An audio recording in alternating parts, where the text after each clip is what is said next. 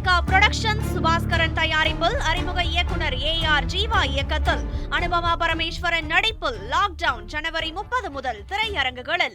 தமிழ்நாட்டில் இருக்கக்கூடிய 234 தொகுதிகளில் மிக முக்கியமான பகுதியாக இருப்பது மதுரை. மதுரையில் இருக்கக்கூடிய 10 சட்டமன்ற தொகுதியில் மக்கள் என்ன நினைக்கிறார்கள், மக்களினுடைய முடிவுகள் என்ன இருக்கிறது என்பதை பார்க்கலாம். குறிப்பாக முதலாவதாக மேலூர் சட்டமன்ற தொகுதியில் 20.60% வாக்குகளோடு திமுகவுக்கு பின்னடைவு இருக்கிறது. இங்கு 43.34% வாக்குகளோடு அதிமுக களத்தை கைப்பற்றுகிறது. 14.39% வாக்குகள் தமிழக வெற்றி கழகத்திற்கும், 4.11% வாக்குகள் நாம் தமிழர் கட்சிக்கும், சுயேட்சைகளுக்கு 17.56% வாக்குகள் கிடைப்பதாக களம் சொல்லுகிறது. மதுரை கிழக்கு தொகுதியை பொறுத்தவரை இங்கு 50.03% வாக்குகளோடு திமுக கைப்பற்றுவதாக சொல்லப்படுகிறது.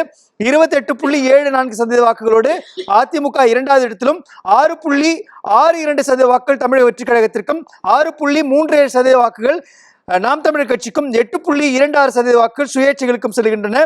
மதுரை வடக்கை பொறுத்தவரை மதுரை வடக்கும் திமுக வசமே இருக்கிறது. 42.47% வாக்குகள் திமுகவுக்கும், 35.45% வாக்குகள் அதிமுகவுக்கும், 6.37% வாக்குகள் தமிழக வெற்றி கழகத்திற்கும், 10.23% வாக்குகள் நாம் தமிழர் கட்சிக்கும், 5.48% வாக்குகள் சுயேட்சைகளுக்கும் கிடைக்கின்றது. மதுரை தெற்கை பொறுத்தவரை 36.73% வாக்குகள் திமுகவுக்கு இருக்கிறது. 42.34% வாக்குகளோடு மதுரை தெற்கை அதிமுக கைப்பற்றுகிறது. 10.69% வாக்குகளோடு தமிழக வெற்றி கழகம் மூன்றாவது இடத்திலும், 7.08% வாக்குகளோடு நாம் தமிழர் கட்சியும், 3.16% வாக்குகள் மட்டுமே சுயேட்சைகளுக்கு செல்லுகின்றன. மதுரை மத்தியை பொறுத்தவரை 45.75% வாக்குகளோடு களம் திமுகவுக்கு சாதகமாக இருக்கிறது. 31.11% வாக்குகள் மட்டுமே அதிமுக கிடைக்கிறது. இதனால் இரண்டாவது இடத்திற்கு அதிமுக வருவதற்கான வாய்ப்பு இருக்கிறது. 16.96% வாக்குகளோடு தமிழக வெற்றி கழகமும், 5.18% வாக்குகளோடு நாம் தமிழர் கட்சியும், 1.02% வாக்குகளோடு சுயேட்சைகளும் இருக்கிறார்கள்.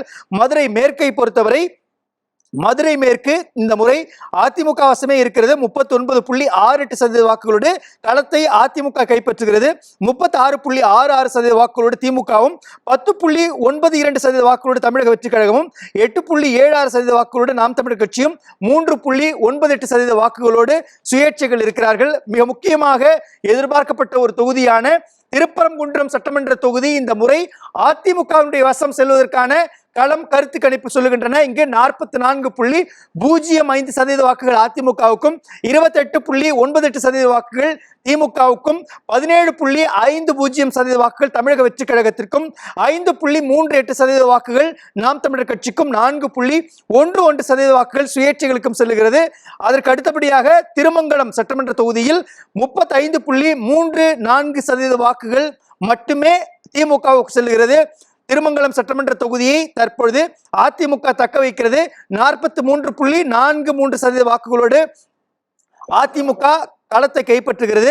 12.16% வாக்குகளோடு தமிழக வெற்றி கழகமும், 3.01% வாக்குகளோடு நாம் தமிழர் கட்சியும், 6.6% வாக்குகள் சுயேட்சைகளுக்கு செல்கின்றன. சோழவந்தான் சட்டமன்ற தொகுதியை எடுத்து பார்க்கின்ற பொழுது அங்கு 44.93% வாக்குகளோடு திமுக களத்தை கைப்பற்றுகிறது.